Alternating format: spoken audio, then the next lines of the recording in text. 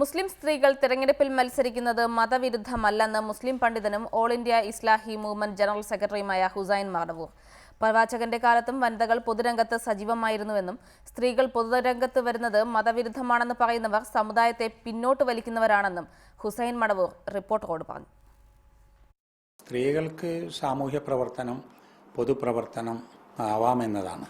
ഖുർആനിലെവിടെയും സ്ത്രീകൾ പൊതുപ്രവർത്തനം നടത്താൻ പാടില്ല, സാമൂഹ്യ പ്രവർത്തനം നടത്താൻ പാടില്ല എന്ന് പറഞ്ഞിട്ടില്ല. ഇസ്ലാമിക ചരിത്രത്തിൽ നിരവധി സ്ഥലത്ത് സ്ത്രീകൾ പൊതുരംഗത്ത് പ്രവർത്തിച്ചതിനെക്കുറിച്ച് പറയുന്നുണ്ടെന്ന് ഡോക്ടർ ഹുസൈൻ മടവൂർ വ്യക്തമാക്കി. ഖലീഫ ഉമറിന്റെ കാലത്ത് മാർക്കറ്റിന്റെ ചുമതല കൊടുത്തിരുന്നത് ഷിഫ ബിൻത് അബ്ദുള്ള എന്ന സ്ത്രീക്കായിരുന്നു. സ്ത്രീയായ ആയിഷയാണ് ജമൽ യുദ്ധത്തിൽ ഒരു പക്ഷത്തിന് നേതൃത്വം കൊടുത്തതെന്നും ഹുസൈൻ മടവൂർ പറഞ്ഞു. നബിയുടെ ഭാര്യ ആയിഷയും ഒരു പക്ഷത്ത് നബിയുടെ മരുമകനായ അലിയുമായിരുന്നു.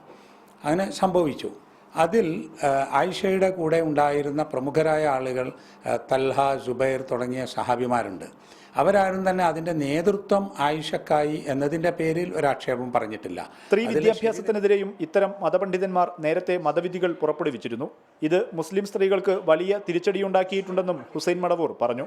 ഇതിൽ മുസ്ലിം സ്ത്രീകൾ പങ്കെടുക്കാൻ പാടില്ല എന്ന് പറഞ്ഞുകൊണ്ട് അവസരങ്ങൾ നഷ്ടപ്പെടുത്തിയാൽ, പണ്ട് വിദ്യാഭ്യാസം പാടില്ല എന്ന് പറഞ്ഞുകൊണ്ട് മുസ്ലിം സ്ത്രീകളെ പിന്തിരിപ്പിച്ചതിനേക്കാൾ വമ്പിച്ച നഷ്ടമാണ് സമൂഹത്തിനുണ്ടാവുക.